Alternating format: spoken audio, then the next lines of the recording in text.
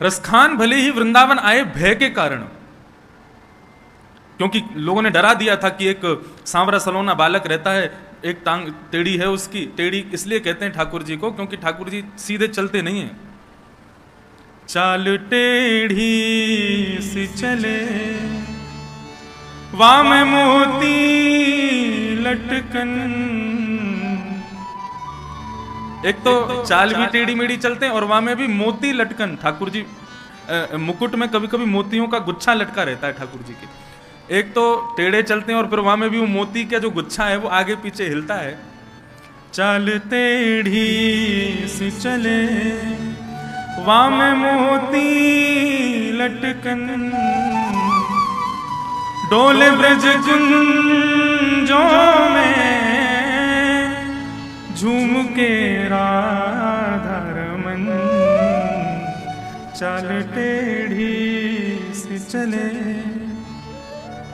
एक तो ठाकुर जी टेढ़े, और ठाकुर जी टेढ़ी अदा से ही चलते हैं। वेणु गीत में ही उस भाव का वर्णन किया गया कि ठाकुर जी टेढ़े क्यों चलते हैं। कोई हड्डी टेढ़ी है क्या कोई दिक्कत है पूरे अंग में, तो टेढ़े मेढ़े चलते हैं। खड़े भी सीधे नहीं होंगे, टेढ़े मेढ़े से होंगे। पूरे दिन पांव ऐसे लगा के खड़े रहते हैं, दर्द नहीं होता पैरों में। वेणु गीत या युगल गीत मुझे स्मरण नहीं है, दोनों में से किसी गीत में ऐसा वर्णन है कि ठाकुर जी टेढ़ी मेढ़ी चाल क्यों चलते हैं। बोले चाल चलते नहीं है, एक प्रयोजन है उसके पीछे भी। वो प्रयोजन क्या है? बोले कि भूदेवी जो है, पृथ्वी जो है, ये भगवान की पत्नी है। ये धरती भगवान की पत्नी है और उसको सुख देने के लिए ठाकुर जी पधारे हैं। और एकमात्र कृष्णावतार ऐसा अवतार है और एकमात्र वृंदावन ऐसी भूमि है जहां पर पूर्ण परब्रह्म श्री कृष्ण बिना पादुका के रहे, जब तक रहे। ठाकुर जी ने अपने चरणों में पादुका नहीं पहनी। क्यों? बोले जब ठाकुर जी चलते हैं तो पृथ्वी दृष्टिपूतम निषेध पादम, अपनी भूदेवी को देखते हुए चलते हैं। और जहां कहीं भी ठाकुर जी को हल्का सा कोई गड्ढा मिलता है या गाय के खुरों का गड्ढा मिलता है तो ठाकुर जी के मन में विचार आता है, ये हमारी भूदेवी पत्नी के भीतर ये गड्ढा होके इसको कष्ट दे रहा है, इसके कष्ट का मरहम केवल हमारे श्री चरणार बिंद हैं। तो जहां कहीं भी ठाकुर जी को गड्ढा दिखता है ठाकुर जी वहीं चरण रखते हैं। तो एक गड्ढा यहां तो दूसरा वहां, तो सीधे वहीं कूदते हैं। इसलिए ठाकुर जी जब चलते हैं तो उछल उछल के चलते, सीधे नहीं चलते, कूद कूद के चलते हैं। ऐसी ठाकुर जी की चाल है। ये सुख केवल वृंदावन को प्राप्त है और किसी अन्यत्र क्षेत्र को प्राप्त नहीं है कि वे ठाकुर जी के अनावृत। देखिए हरिद्वार की महिमा किससे है? हरिद्वार की महिमा गंगा जी से। बद्रीनाथ की महिमा विशाल हिमालय के पर्वतों से है। जगन्नाथपुरी की महिमा समुद्र से है, रथ यात्रा से है, भात से है। द्वारिका की महिमा द्वारिकाधीश की आरती से है। आप कभी द्वारिकापुरी जामें तो वहां की आरती का दर्शन कीजिएगा। अब देखो जो सुख हमको मिला वो तो आपको मिलेगा नहीं, क्योंकि आरती में वहां सबको रुकने नहीं देते, जल्दी जल्दी भगाते हैं। लेकिन हम पर इतनी कृपा है, हम जब भी द्वारिकाधीश के यहाँ जाते हैं आरती में सामने ही बैठते हैं। और द्वारिकाधीश की आरती ऐसी होती है कि रोम रोम प्रफुल्लित हो जाता है, लगता है कि यहां सामने राजाधिराज खड़े हैं। तो द्वारिका की महिमा वहां की आरती से है। रंगनाथ मंदिर की महिमा वहां के जो श्रीरंगम का जो क्षेत्र है, जो गांव है, जो स्थान है, उससे है। उतना बड़ा मंदिर है महाराज। वृंदावन के लगभग बराबर का केवल मंदिर है श्रीरंगनाथ भगवान का। सब तीर्थों के, सब स्थानों के आकर्षण के केंद्र, महिमा के केंद्र अलग अलग हैं, लेकिन श्रीधाम वृंदावन की आकर्षण का केंद्र क्या है? जगन्नाथपुरी का समुद्र श्रेष्ठ है, बद्रीनाथ के पर्वत श्रेष्ठ हैं, हरिद्वार की गंगा श्रेष्ठ है, लेकिन वृंदावन का तो कण कण श्रेष्ठ है, क्योंकि कण कण में ठाकुर जी विद्यमान है। यहां का प्रत्येक कण कृष्णमय है, कृष्ण स्वरूप है।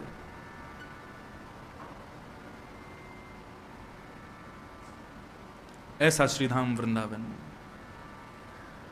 और उस वृंदावन की ठाकुर जी की लीलाओं का हम लोग दर्शन कर रहे हैं, श्रवण कर रहे हैं। भगवान अब 6 वर्ष के हो गए। लाल जी की उम्र 6 वर्ष की हो गई। धीरे धीरे ठाकुर जी बड़े होते जा रहे हैं, वैसे वैसे लीलाएं ठाकुर जी की बढ़ती जा रही हैं।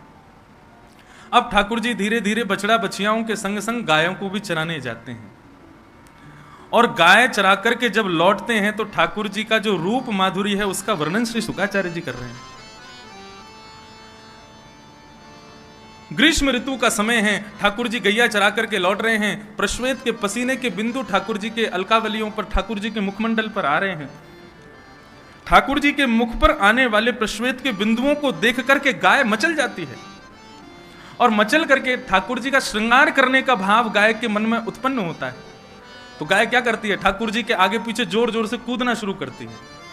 उसके कारण से क्या होता है, गाय के चरणों से उड़ने वाली जो धूल है वो ठाकुर जी के प्रश्वेत के बिंदुओं से जाकर के चिपक जाती है और ठाकुर जी की मंगलमयी अलकावली, उनके मध्य में ठाकुर जी की पत्रावलियों का निर्माण हो जाता है। तम गोर जच्छुरित कुंतल वरह वन्य प्रसून रुचिरे क्षण चारुहासम वेणुं मनुगैरनुगीत कीर्ति गोप्यो दृदिक्षत दृशोऽभ्यगमन समेता।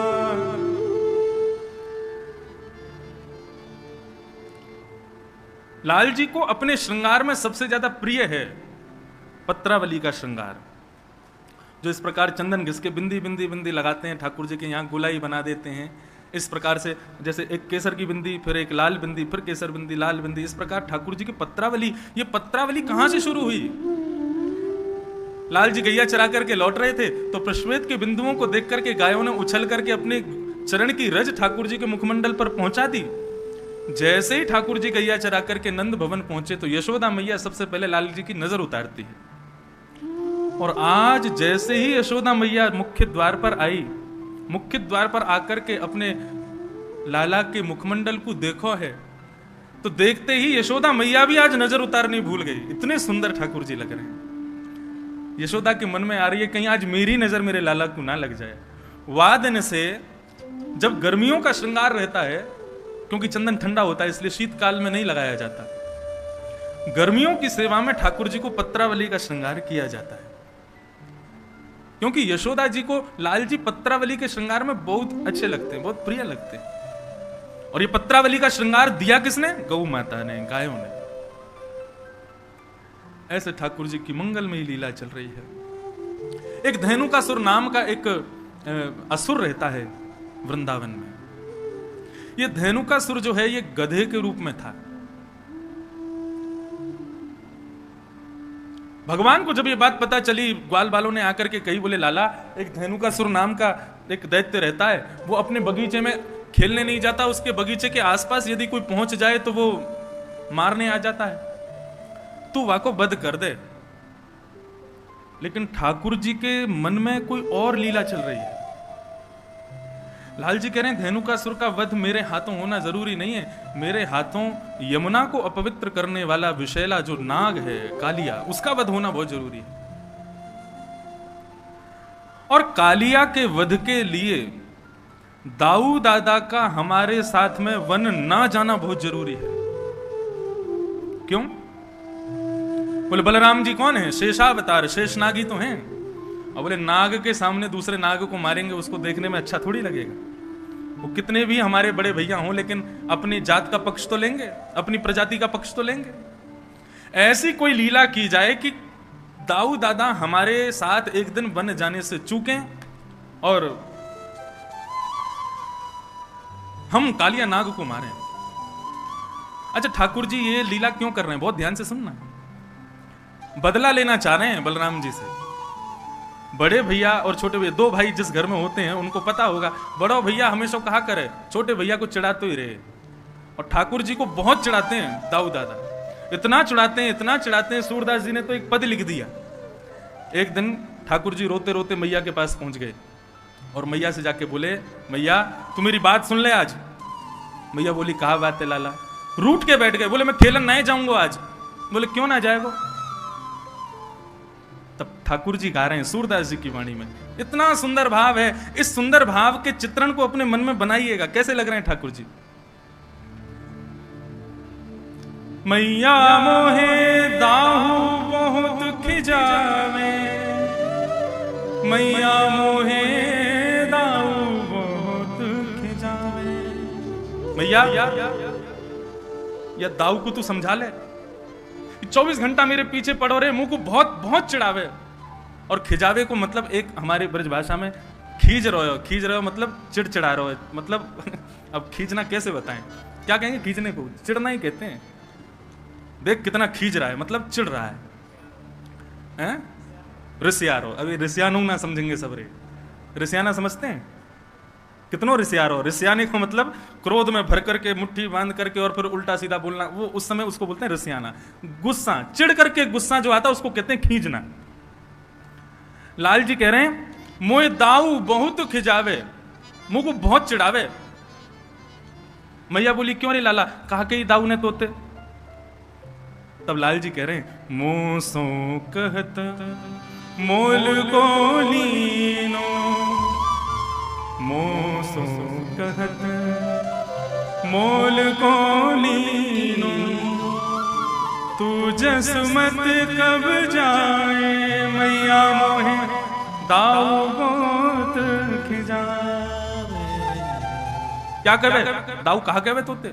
बोले मोसो कहत मोल को लीनो। मोते के लाला तो हम आधी रोटी पे लेके आए, कहीं ते तू यशोदा को थोड़े ही है, तू यशोदा को लाला ना है तो को तुम आधी रोटी पे ले आए, कहीं ते मांग लाए हम। यशोदा मैया बोली अरे लाला तू दाऊ की बातन पे विश्वास क्यों करे? वो तो ऐसे ही बोलता रे। बोले मुंह को विश्वास करना पड़े। बोले क्यों? बोले दाऊ अगली बात कहा कहवे,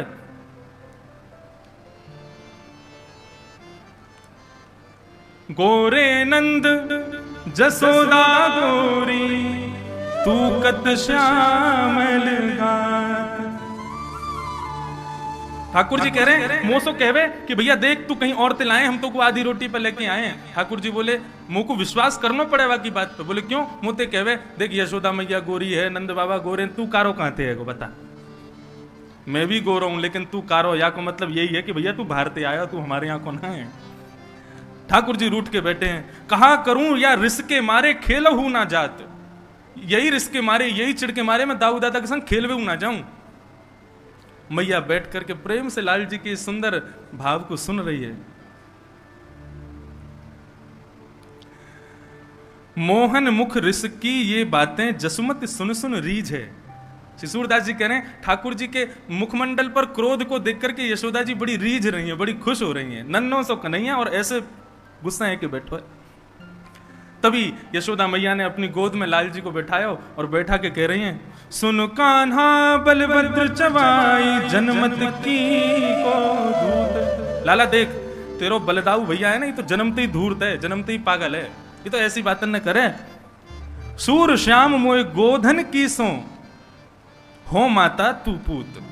लाला तू गुस्सा मत हो, मैं अपनी गैयान की सौगंध खा के तो को बता रही हूं, मैं ही तेरी मैया हूं और तू ही मेरो लाला है, हम तो को कहीं भारत ना लेके आए हैं। तब ठाकुर जी मैया से लिपट करके सो जाऊंगे। ऐसे ठाकुर जी को चढ़ाते हैं श्री बलदाऊ जी। कबहू बढ़ेगी चोटी मैया मोरी। ठाकुर जी चोटी पकड़ के बैठ जाए, मेरी चोटी कब बढ़ेगी? और सूरदास जी का ही भाव है, तो ठाकुर जी मुझे भाव आगे का याद नहीं, दाऊ दादा की चोटी दिखा करके ठाकुर जी कहते हैं बोले अजगर हूं सो मोटी, अजगर जैसी मोटी लंबी लहरीली चोटी या की है गई, मेरी क्यों ना इतनी मोटी चोटी। तब दाऊ दादा फिर